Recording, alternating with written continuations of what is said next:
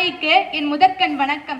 எதிர்கால பாய்க்குளத்தில் எதிர் நீச்சல் போட்டு நித்தம் நான் பேசிட எழுதிட பேதமை புரிந்திட.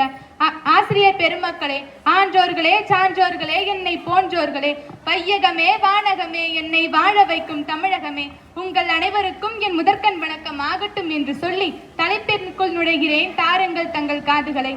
நான் இன்று பேச எடுத்துக்கொண்ட தலைப்பு பெண் கல்வி. பெண் என்றால் பேய் என்பதையா ஊரு? பெண்ணை இங்கு ஒரு மனுஷி என்று மதிப்பவர் தான் யாரு? அடுப்பூதும் பெண்களுக்கு படிப்பதற்கு அடுத்தவன் வீட்டிற்கு போறவதான உனக்கு எதற்கு படிப்பு? ஒட்டக்கோழி கூவி பொழுதா விடிய போகுது என்றெல்லாம் மட்டம் தட்டி பேசி பெண்களை உடன்கட்டை ஏற வச்சதும் சிசுக்கொலை செய்ய வச்சதும் நம்ம சமுதாயம் தாங்க. பட்டங்கள் ஆள்வதும் சட்டங்கள் செய்வதும் பாரினில் பெண்கள் நடத்த வந்தோம் என்ற பாரதியாரின் கனவை நினைவு கூற நான் இங்கு கடமைப்பட்டுள்ளேன்.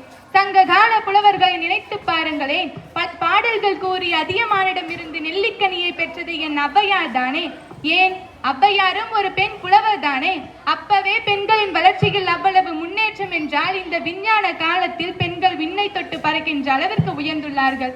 ஒரு பெண் படித்தால் ஒரு குடும்பம் வளர்ச்சியடையும், ஒரு குடும்பம் வளர்ச்சியடைந்தால் ஒரு கிராமம் வளர்ச்சியடையும், ஒரு கிராமம் வளர்ச்சியடைந்தால் ஒரு நாடு வளர்ச்சியடையும், ஒரு நாடு வளர்ச்சியடைந்தால் இந்த உலகமே வளர்ச்சியடையும். அப்படி வளர்ச்சியடைந்த ஆண்களுக்கு இணையாக பெண்களும் வளர்ந்து கொண்டுதான் வருகின்றோம். பெண்களுக்கு கல்வி வேண்டும் கல்வியை பேணுவதற்கு, பெண்களுக்கு கல்வி வேண்டும் இந்த உலகினை பேணுவதற்கு.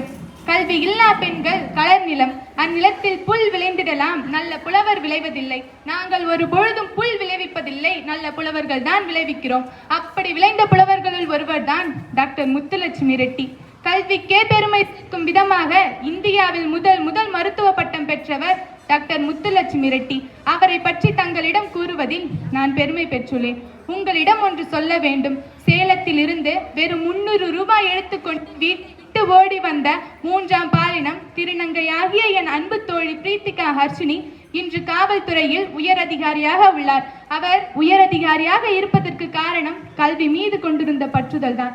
உங்கள் அனைவருக்கும் தெரியும், என் ஐயனாகிய திருவள்ளுவர் 1330 குறள் எழுதினார். அது கல்வி என்னும் அதிகாரத்தில் ஒரு குறள் உள்ளது. அது என்னவென்று தெரியுமா? கற்க கசடர கற்பவை கற்றபின் நிற்க அதற்கு தக.